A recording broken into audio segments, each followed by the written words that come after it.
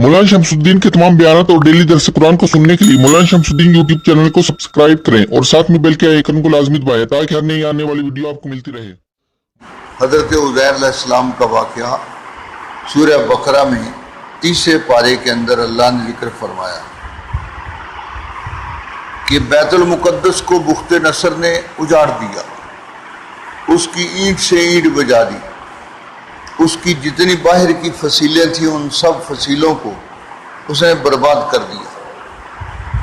अब ये शहर बिल्कुल उजड़ गया, वहाँ आबादी का नामो निशान नहीं था। हज़रत उज़ैर अलैहिस्सलाम गुजरे, उनको वादी का ये हाल देखकर, क्योंकि पहले भी आते रहते थे यहाँ, ये किबला जो था तो यहाँ आप आते रहते थे। अब ये सूरत हाल देखकर आप परेशान हुए और जुबान से ये बात निकली, अन्ना युहयी हादिल्लाहु बअदा मौतिहा, कि ये कैसे लोग जिंदा, क्या ये जो शहर बर्बाद हो गया है और यहाँ आबादी का नामो निशान भी नहीं है, तो क्या ये भी कभी आबाद होगा? तो अल्लाह ताला ने उन पर मौत को तारी कर दिया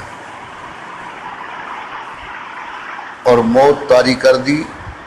साथ जो खाना था, पीने की चीज़ें थी, दूध हो या इसी तरह की और चीज़ें, 100 साल के बाद उठाया। अल्लाह ताला ने पूछा कि ए उज़ैर कितना अरसा ठहरे हो? फरिश्ते के ज़रिए जिब्रील अमीन या किसी और फरिश्ते के ज़रिए सवाल फरमाया, कितना ठहरे हो? तो उज़ैर अलैहिस्सलाम ने जवाब दिया, लबिस्तु यौमन औ बाद यौम, एक दिन या दिन का कुछ हिस्सा मैं यहाँ ठहरा।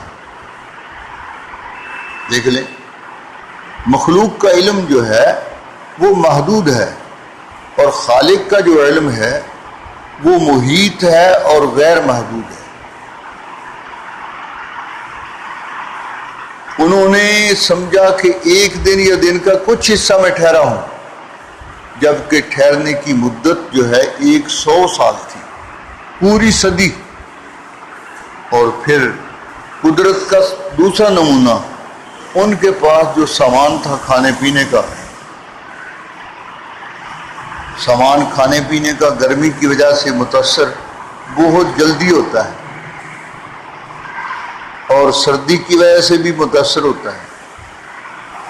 सर्दी के ऐसे रोटी वगैरह बेचारी जो है वो अकड़ जाती है। गर्मी की वजह से जो सालन वगैरह है, सालन शरीफ, ये बेचारा अपनी ज़ात खो देता है, ख़त्म होता है।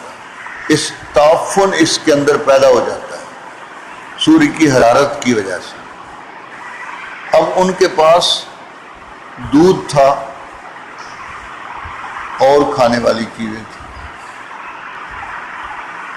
वो दूध देखा तो दूध उसी तरह था, वही कैफियत थी जो कैफियत उस वक़्त थी जब वो उन्होंने बर्तन में डाला था।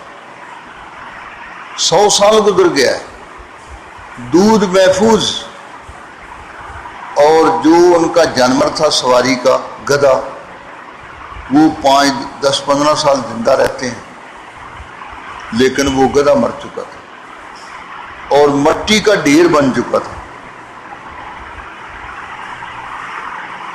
तो अल्लाह ताला ने फरमाया, देखो ये खाना अपना, इसमें जरा तब्दीली नहीं हुई,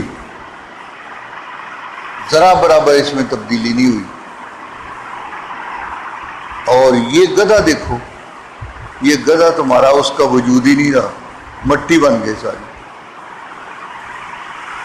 फरमाया ये हमारी कुदरत है कि हम किसी चीज़ को बाकी रखना चाहें, जिस चीज़ को बाकी रखना चाहें वो बाकी रह सकती है, खा जाहिर में वो बाकी ना रहने वाली हो, और जिस चीज़ को फना करना चाहें जाहिर में वो कुछ अरसा तक चलने वाली है, लेकिन जब हम फना करना चाहें तो वो बिल्कुल फना के घाट उतर जाती है। ये हमारी कुदरत में है। फरमाया देखो یہ مٹی سے ہڈیاں کیسے نکلتی ہیں؟ چنانچہ خالق کائنات نے حکم دیا تو وہ ڈھانچہ بن فوراً مٹی سے نکل آیا. پہلے مٹی کا ڈھیر تھا، اب گدھے کا پورا ڈھانچہ جو ہے وہ وہاں بن گیا. فرمایا دیکھو اب یہ ڈھانچہ ہے، ہڈیاں ہیں صرف، ان پر ہم گوشت تمہارے سامنے چڑھاتے ہیں. اللہ نے حکم دیا، وہ گوشت چڑھ گیا. اب گوشت چڑھ جانے سے تو وہ زندگی نہیں آئی.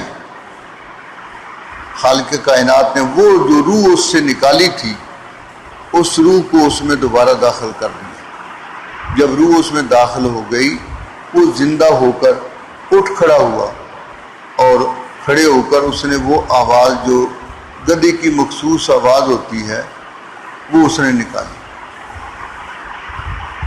تاکہ پتہ چل جائے کہ زندگی آ گئی ہے اس میں. تو اس سے بتلا دیا کہ دیکھ لو اس کے اندر زندگی کے آثار ختم ہو چکے تھے اور ہم نے اس کو دوبارہ زندہ کر دیا، اور اس کے سارے اجزاء جو ہیں ان کو مٹی کے اندر محفوظ رکھا. بالکل اسی طرح انسان کے سارے اجزاء وہ مٹی کے اندر محفوظ ہیں.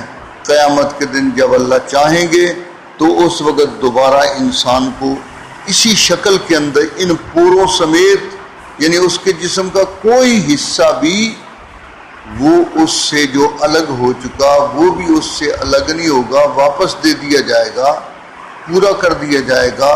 ختنے جن کے ہوئے ان کے ختنے والا وہ چمڑا جو ہے وہ بھی واپس کر دیا جائے گا.